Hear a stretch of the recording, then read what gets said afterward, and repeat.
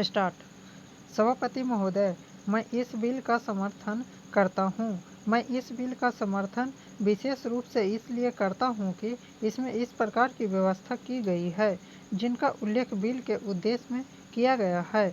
इस बिल में ऐसी मोटर गाड़ियों पर कर बढ़ाने का प्रावधान है जिनका प्रयोग बड़े आदमी करते हैं या उनके द्वारा करवाया जाता है, लेकिन जिस मोटर गाड़ी को एक अपाहिज या कमजोर वर्ग का आदमी चलाता है उस पर कर में कोई वृद्धि नहीं की गई है। यह एक अच्छी परंपरा है और इससे हमारी महान नेता श्रीमती इंदिरा गांधी और हमारी सरकार को समाजवादी समाज की स्थापना करने में काफ़ी सहायता मिलेगी। दिल्ली में सड़क कर की वसूली एक विशेष कार्यालय द्वारा की जाती है। वह खर्च करने के बाद बची धनराशि को दिल्ली निगम आदि को दे देता है। वे सड़कों की मरम्मत पर और दूसरी सुविधा देने पर इसको खर्च करते हैं और वही इस राशि का एकमात्र लक्ष्य है। अध्यक्ष महोदय, मैं खास तौर से एक बात दिल्ली के बारे में कहना चाहता हूँ। यहाँ पर भारत सरकार के कार्यालय और दूसरे देशों के दूतावास हैं।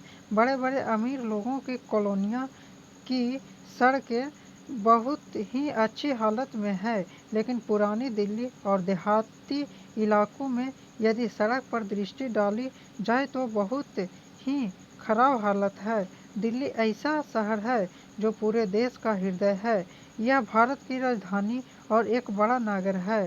हर साल लोगों की संख्या बढ़ती जा रही है, जिसके कारण नई बस्तियां या कॉलोनियां बनती जा रही है। आप उन कॉलोनियों में जाकर सड़क की हालत देखें, वहाँ की हालत बहुत खराब है, जिसकी तरफ सरकार को विशेष रूप से ध्यान देना चाहिए।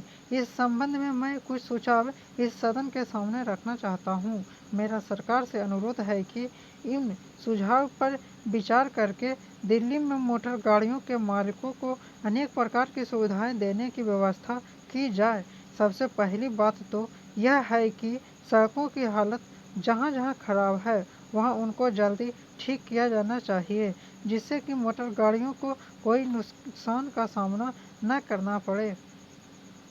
जहाँ तक रजिस्ट्रेशन का सवाल है, किसी भी दिन आप उस दफ्तर में चले जाएं, वहाँ आपको बहुत अधिक संख्या में लोग नजर आएंगे। एक आदमी को छोटे छोटे कामों के लिए कई बार परेशान किया जाता है और उसकी बात को सुना नहीं जाता है।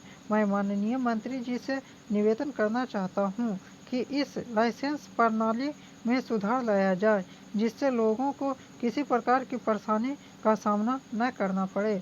बहुत से लोग करों की चोरी भी करते हैं। ऐसे लोगों की देश में कमी नहीं है। इन लोगों के खिलाफ आपको उचित कार्रवाई करनी चाहिए। मैं आपको धन्यवाद देना चाहता हूँ कि आपने मुझे बोलने का समय दिया। स्टॉप।